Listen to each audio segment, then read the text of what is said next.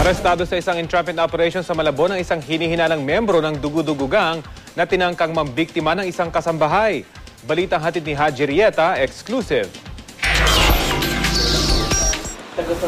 Labis ang pagsisisi ng lalaki ito matapos madakip sa isang entrapment operation ng Malabon Police kagabi. Ang lalaki, miyembro mo ng Dugu-Dugu Gang na tinangkang mambiktima ng isang kasambahay.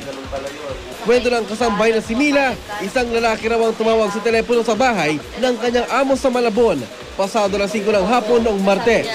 Ang sabi po niya, kunin ko daw po yung pera ni tatay sa kwarto.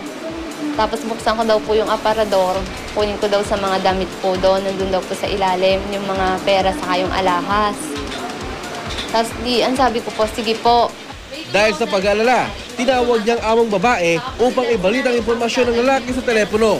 Pero ayon sa among babae, nasa trabaho ang asawa niya at hindi siya nagmamaneho mag-isa.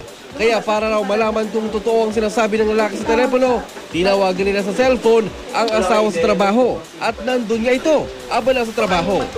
Nay, may tumawag dito, sabi ko, parang nanloloko siya. Kaya sabi ko, sabi niya daw si tatay daw na disgrasya. Sabi ko, ano gagawin ko? Sabi ko kay nanay. Sabi niya, sige, kausapin mo, entertainin mo. Naisip ko agad, tumawag ako sa pulis. Nagpatulong ako. Sabi ko, sir, meron akong hihinging tulong sa inyo. Ano yun? Sabi ko kasi mayroong tumawag sa amin na gano'n yung pera.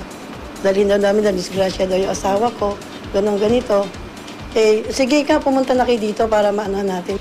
Dito na isinagawa ang entrapment operation. Dala-dala ang paper bag na ito na naglalaman ng alahas na hinihingi ng suspect. Nakipagkita si Mila sa kausap na lalaki at nang makuha na ito ng lalaki, agad nang pumasok ang mga pulis para arrestin ito.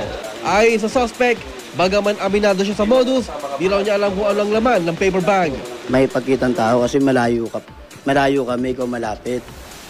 Sabi ko, ano ba ko? Sabi ko gano'n. Sasabihin mo lang yung pangalan niya, pangalan daw po nung ano. Tapos may iabot na raw po sa akin. Hindi ko po yun, sir. Talagang baguhan lang po ako sa ganyan, hindi ko po talaga trabaho po yan.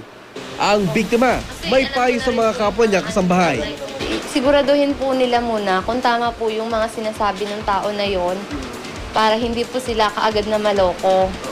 I-check po nila yung dapat nilang i-check, kung sino man po yung hinahanap sa kanila o kung sino po yung nadisgrasya. Sasampahan ng reklamang staff at swindling ang suspect. Haji Rieta, GMA News.